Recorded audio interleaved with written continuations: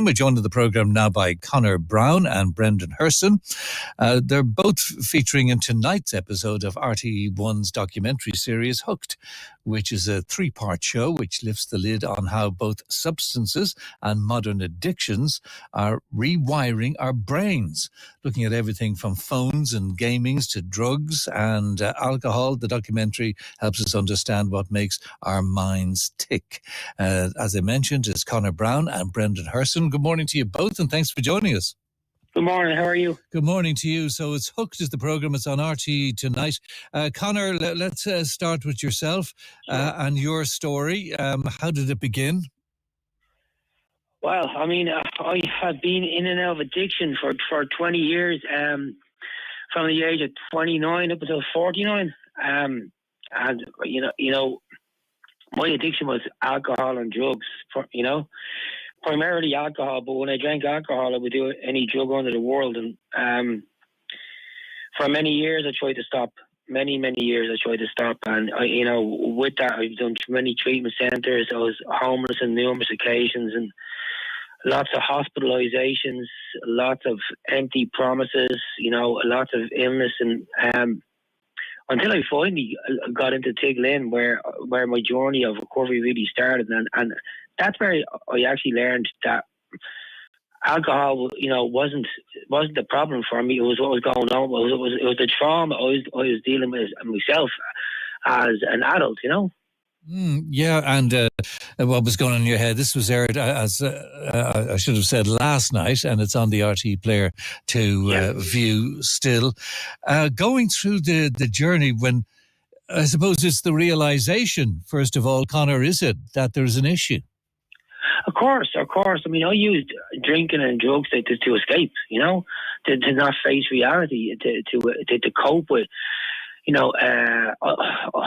stuff that I would repress, like I would repress anger, and I was always a people pleaser and a yes person, and so all those things that I couldn't express, I pushed down, and the only way to get that anger out, instead of was to drink and use drugs, or the only way to push down my own problems was to use that and escape from the reality of the world, really, And what did it feel like when you were coming out, when the effect of these substances was wearing off? I mean, a lot of people tell you the withdrawals from alcohol alone are much more stronger than other withdrawals from drugs. Now, that's just my personal experience, Some people might, but I felt, I couldn't cope without having alcohol first thing in the morning and last thing at night, and during the middle of the night when I wake up, because of my body needed it, it needed to function. And coming off it was if I didn't have medication, if I didn't get hospitalised to come off it, it was a horrible thing. My mind would go, completely, into psychosis, and you'd hallucinate, and those delirium tremens, as they call it, they're not a nice. It's not a nice place to be. Physically, you would vomit, you would shake, you'd have cold sweats, you couldn't sleep. Your mind is just totally gone. I mean, that's the best word I can put it. Is your mind is just totally gone. How long did it take you to go through the program at Tiglin and come out of it? It was a 16-month program. Myself and Brendan done that program, and that program was amazing because it's 9 months. It's residential up in Ashford, and that is our men's residence centre, and it's a strict program, but it taught me so much. It gave me stability and structure in my life, and then we went for our 7-month aftercare program. And that was in Greystones, and that was just a turning point for me to be able to, integrate back into a community like Greystones. So Tiglin helped me really find out what was wrong with me, in the first place. It helped me to see, to address that trauma that I never really had any sort of inkling I had, I mean, I was able to find out. I met who I was in Tiglin, That's basically how I can put it, I met the real Conor coming through the aftercare program, with counsellors, with group therapy, with one-to-one sessions. That's where I started to begin to grow. And how are you now? Life is great. I'm 4 years and 8 months sober. I live in Greystones now. I work for Fod Sales Saunas. I was working with. I'm still volunteer with Tiglin as well. Tiglin is very close to my heart. I worked with Tiglin for the past few years, and then I've branched out on my own. I got a different job, but Fod Sales Saunas works alongside Tiglin as well. And I love it. Life is great, I'm talking to you from my apartment, Yeah. I never thought I had. Who would have thought, Conor? Who would have thought? Yeah. I was homeless, just over 5 years ago. Now I share an apartment with a great roommate in Greystones. Yeah. That's I just went down to shops for a coffee. I'm going to help a friend today. I'm doing normal things that I never thought I could do, To me, that's a fulfilled life, I don't need to get up in the morning and reach for a drink or a drug to cope or to manage my day, Well done, Conor. Continued good health with you anyway. Thank you so much. Fantastic. Also featured in the programme last night was Brendan Herson. Morning, Brendan. Good morning. How are you? Okay. Your addiction was different. Gambling was yours. Yeah. My addiction, myself and Conor are good friends, and our addictions have a lot of parallels, but so many differences as well. I always would have drank. I never, down through the years, but I never found comfort in it, And I suppose that would have been a block for me to admit that I have an addiction problem, I would have always thought, but sure, I don't really have a grow for the alcohol, so I mustn't be, But my problem was gambling, I remember, to give you a quick story, I remember growing up, there was no influence of gambling in my house at all. We never went to the races. My parents never done the lotto. They never bought scratch cards. There was nothing, But I went to my first race meeting when I was 17, the Galway races, the Monday night of the Galway races. And I just started the job that Monday, and it was an evening meet.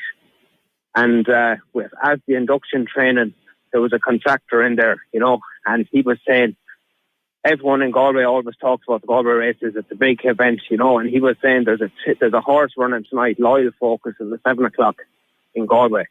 Put 20 each way in it. Right? And I didn't even know what each way meant. And I forgot about it. And as soon as I got to the racetrack, I looked up 7 o'clock, I looked for the name, and it was 25.5 to 1. And I said, I haven't a notion of putting €20 each way on that, €40. So I put a £5 each way in it. Yeah. The horse romped in, and I won over 100 or 120 euros, a 17-year-old man. So that was my first experience that was my first ever bet, Right, and, you were bitten by the bug then, because it looked like the high you got from winning, you wanted to repeat. Is that it? Yeah. He was last on the toast. He was last. And I was like, what's this? And that feeling. Now, I never really developed a grow for the horse racing in general. It was poker. Later on, a couple of years later, it was poker. The financial crash happened, 2008. Stuff was happening. No one had jobs. No one had money. And when I used to go out with my friends, I was drawn up to the casino. We went up to the casino after a night out with 20 of us one night, and we were playing blackjack and playing roulette. And I watched the poker going on in the corner of the room, and I was like, I love poker, do you know what I mean? This is my place. So every night then I used to, because I never had too much of a draw for the drink, I used to get bored and I wanted something else. So around 10 or 11 o'clock I would drift off from my friends, go missing, and I'd drift up to the casino and I'd be playing poker or playing roulette and playing blackjack, and sometimes playing roulette and stuff, I would win a couple of €100 and I'd be so excited that I'd run out down the town and I'd join my friends again and I'd buy them all drinks, and it was kind of like an escape thing, and it met a need, it made me feel so good. And when I won money playing poker, it made me feel so smart, like I was good at this, but thank God I wasn't that good, so I never made too much. But the times when I lost everything, and there was no credit coming from the bank or no credit coming from the credit unions, the only place I could get money was drugs. You know, I used to know people that sold drugs. So that developed into me getting, well, I can get €1,000 worth of cocaine and I can try sell it. And yeah, that sounds like a great plan. So I get €1,000 worth of cocaine and I take half of it, try and sell some of it, wouldn't sell any of it, and get myself into debt. And debt as a gambler is huge, so it started that spiral of trying to pay back drug dealers, trying to live, trying to manage. You were trying to catch up all the time. A lifestyle, catch up, you know, and it was a horrible, horrible life, you know. So turning the corner, Brendan, you know, as the Hooked, the TV documentary on RTE showed, with the help of Tig Lynn, I mean, tell us about turning that corner back. Yeah, so the 9th of December 2021, I went into Tig Lynn, a broken, defeated 31-year-old man, you know, 32. And nearly 4 years, 3.5, 4 years later, I'm actually on a phone call to you from Murcia in the south of Spain. You know, first holiday in over 5 years. And I work with Tig Lynn now. I'm a key worker and a group facilitator with Tig Lynn. And someone said something to me a few days ago. He said, recovery should be celebrated, you know. And I really believe that we should celebrate recovery because it's an absolute miracle I'm standing where I am now. You know what I mean? And I owe that to God and I owe that to Tig Lynn. And I owe that to the amazing support and friends that I have in Greystone that have given me a second chance, you know. Brendan, that's what it's all about. Fair play to you. The story is there to be seen. It's called Hooked. It's a documentary series on the RTE player.